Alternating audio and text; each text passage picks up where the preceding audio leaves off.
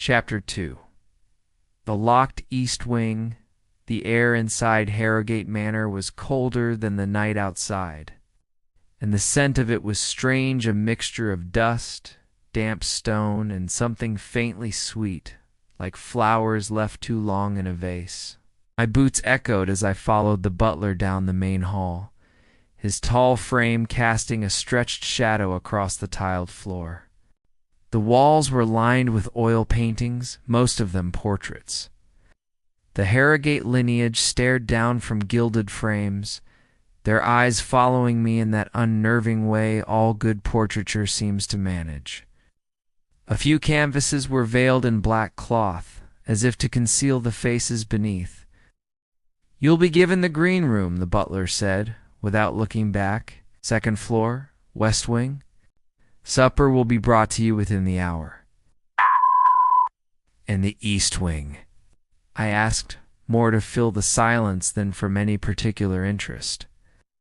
The butler stopped so abruptly, I nearly walked into him. He turned slightly, his expression flat, but his eyes sharp. "The east wing is not to be entered, Mr. Wren." There was no explanation, no softening of the tone. He simply turned again and resumed walking. We passed a wide staircase, the banister polished to a dull shine, and turned down a narrow corridor. Here the air grew colder still, and a faint draught brushed the back of my neck. A door at the far end of the hall stood taller than the others, its frame carved with curling vine patterns, but its surface was marred by deep scratches. An old tarnished padlock hung heavy on its latch.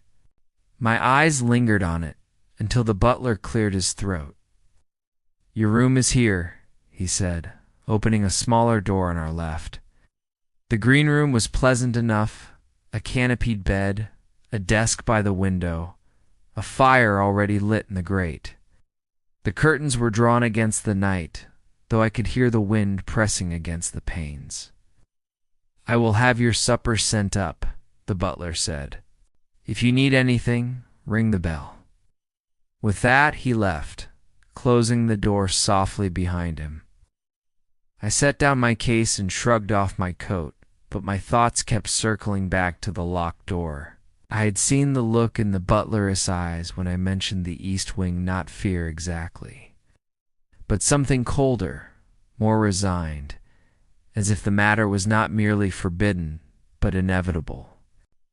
Supper arrived soon after, a tray of mutton stew, bread, and a glass of dark red wine. The maid who brought it kept her eyes lowered and left without a word. I ate slowly, listening to the fire crackle, until I thought I heard something else, a faint, rhythmic tapping, distant but steady. I froze, the spoon halfway to my mouth. The tapping came again, faint and hollow, like knuckles rapping on wood.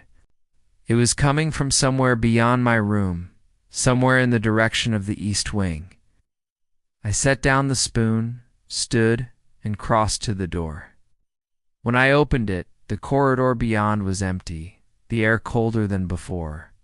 I strained my ears. The tapping had stopped. A clock somewhere in the manor chimed 9. I closed the door and returned to the fire, telling myself it was nothing. The settling of old wood, perhaps? Yet as I sat back down, I could not shake the feeling that I had just missed something, or that it had just missed me.